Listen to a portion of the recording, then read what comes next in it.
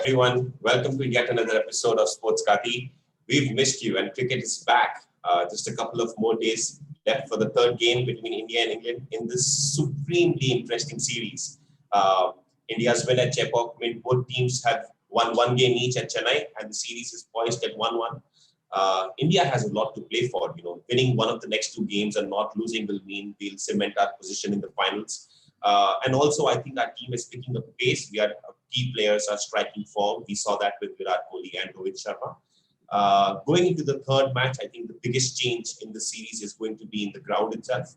Both teams have traveled to Ahmedabad and they're going to play at the new stadium, Motera. Not only is the stadium new, but also the test match is a pink ball test match. It's going to be a day-nighter.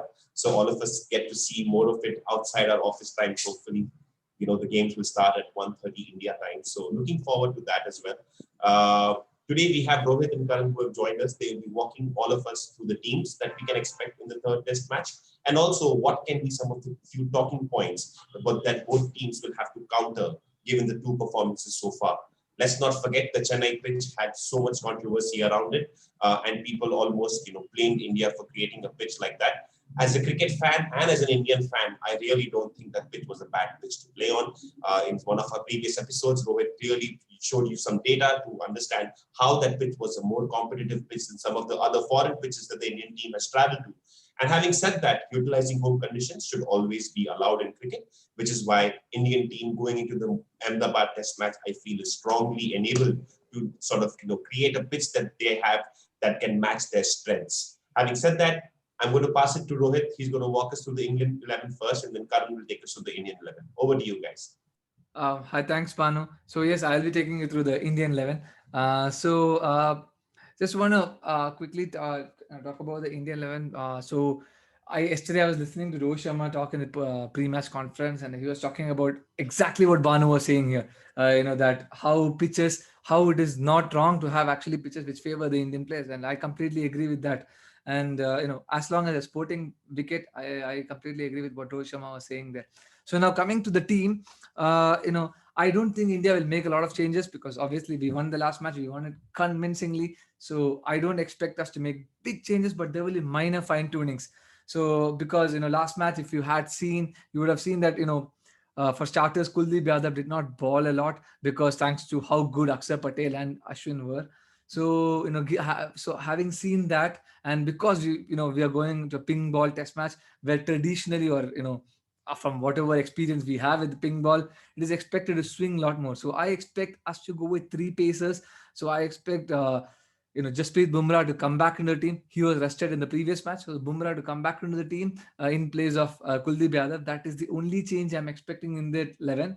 But then if in case there is some turn in the pitch, I would then be interested to see whether we still go for a third spinner because given how effective Akshar Patel and Ashwin were in the last match and how clueless the English batsmen were. So I would really expect us to play with this 11 which I've shared on the screen here and go with this for the match.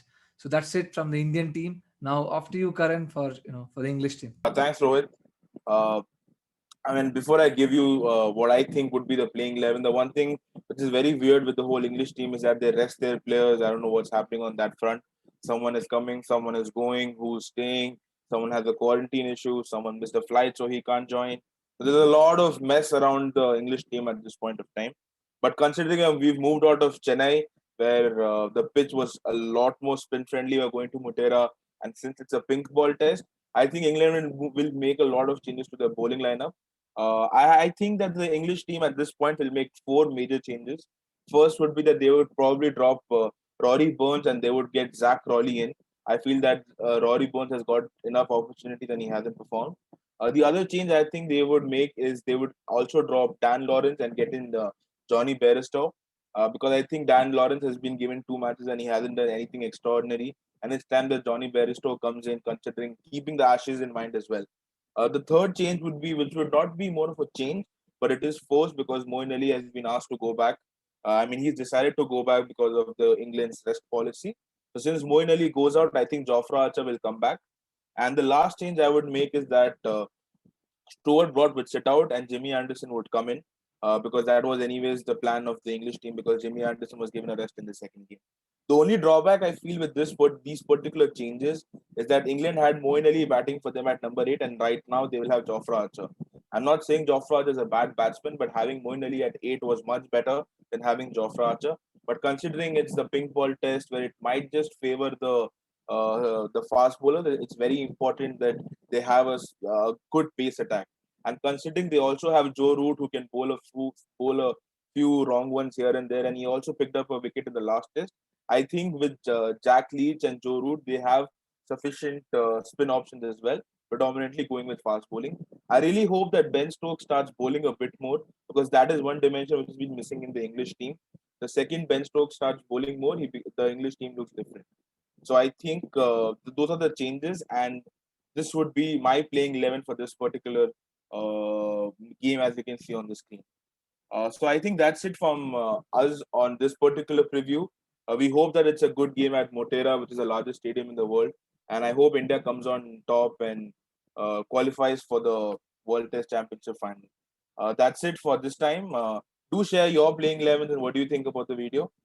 Thank you and goodbye.